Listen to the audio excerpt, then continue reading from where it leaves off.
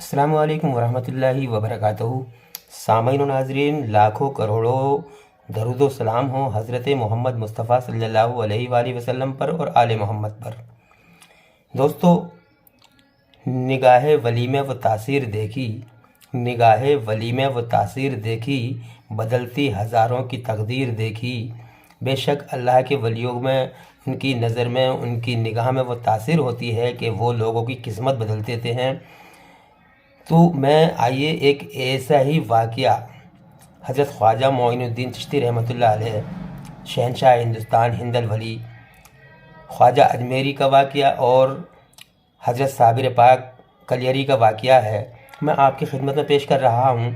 आप सुनेंगे तो आपको अंदाज़ा हो जाएगा कि वलियों की क्या शान होती है और वली अपनी विलायत की नज़र से क्या क्या कर देते हैं, किसकी किस्मत बदल देते हैं, किन किन की किस्मत को चार चांद लगा देते हैं। दोस्तों, ये सब बातें देखने के लिए आप वीडियो को पूरा देखें। आप वीडियो को पूरा देखेंगे तो आपको पता चलेगा कि औलिया इकराम की शान क्या होती है। दोस्तों, इससे पहले मैं गुजारिश करूंगा कि अगर मेरी वीडियो, मेरा वाक़या अच्छा लगे तो बराए करम मेरे चैनल को सब्सक्राइब करें और वीडियो को लाइक करें और शेयर करें, सदका जारिया की नीयत से, सवाब की नीयत से। दोस्तों, हज़रत ख्वाजा मोइनुद्दीन चिश्ती रहमतुल्लाह अलैह आपके दरबार में कव्वाल रहते थे और आप कव्वाली सुनते थे। दोस्तों, उस ज़माने की कव्वाली ऐसी होती थी, ऐसे नहीं होती थी जैसे आज होती है। ढोलक बजती है, बैंजो बजता है, बाजा बजता है, तबला वादक बजता है, लोग नाचते हैं, कूदते हैं, इस तरह की कव्वालियाँ नहीं होती थी। हज़रत ख्वाजा अजमेरी रहमतुल्लाह अलैह के दरबार में कव्वालियाँ होती थी, उनके दरबार में कव्वाल रहते थे और कव्वाली सुनाते थे। लेकिन उस ज़माने की कव्वाली क्या होती थी कि वो जो अशआर सुनाते थे, वो जो शेर सुनाते थे, उन शेर में या तो अल्लाह का ज़िक्र होता था, या रसूलुल्लाह सल्लल्लाहु अलैहि वसल्लम की नात होती थी, उनकी मदह सराई होती थी, या औलिया इकराम की अज़मत यानी मनक़बत होती थी। उसके साथ साथ संगीत क्या होता था, वो सिर्फ दफ़ बजाते थे, एक ताले की दफ़ और चिमटा बजाते थे, जो आज हमारे अक्सर देखने में मिलता है।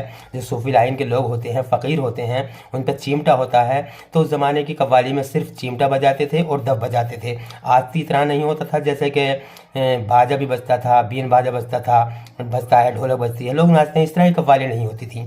कव्वाली का मकसद था औलिया इकराम की शान में शेर पढ़ना और उसको दफ़ के साथ बजाना। हज़रत ख्वाजा मोइनुद्दीन चिश्ती रहमतुल्लाह अलैह के दरबार में कव्वाल रहते थे और वो उनको कव्वाली सुनाते थे, और रोज़ शहंशाह हिंदुस्तान हज़रत ख्वाजा मोइनुद्दीन चिश्ती रहमतुल्लाह अलैह कव्वाली सुनकर उन कव्वालों को इनाम में कुछ ना कुछ दिया करते थे।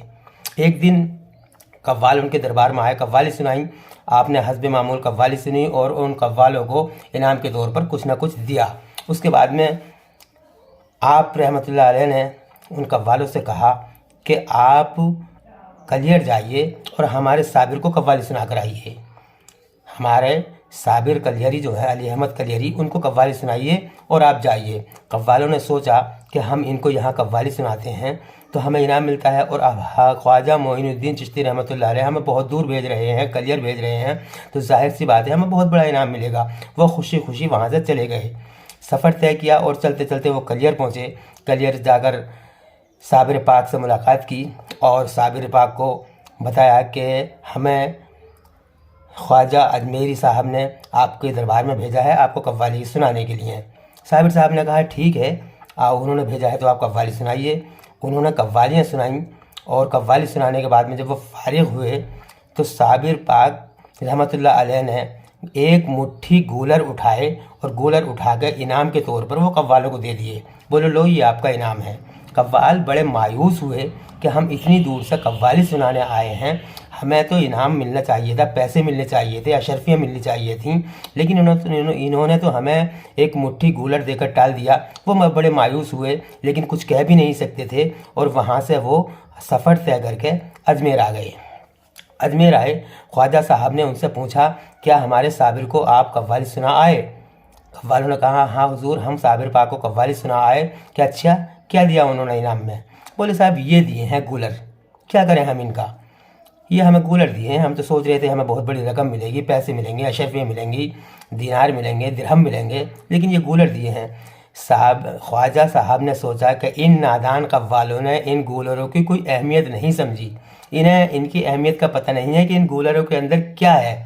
बोले अच्छा ठीक है, आपको पैसे चाहिए? बोले ये गूलर हमें दो। آپ نے گولر لیے ان سے اور اپنے جو مریدین تھے، ان کے جو مریدین تھے، ان سے کہا کہ کوئی ہے ان گولروں کا خریدار؟ آپ کے ایک مرید نے کہا ہاں حضور میں ان گولروں کو خریدتا ہوں۔ بولے ٹھیک ہے خرید لیجئے۔ تو وہ ان کے ایک مرید نے وہ گولر لے لیے اور اس کے بدلے میں انہوں نے بھاری بھرکم اچھی رقم خواجہ صاحب کی خدمت میں پیش کر دی۔ خواجہ صاحب نے وہ رقم قوالوں کو دے دی۔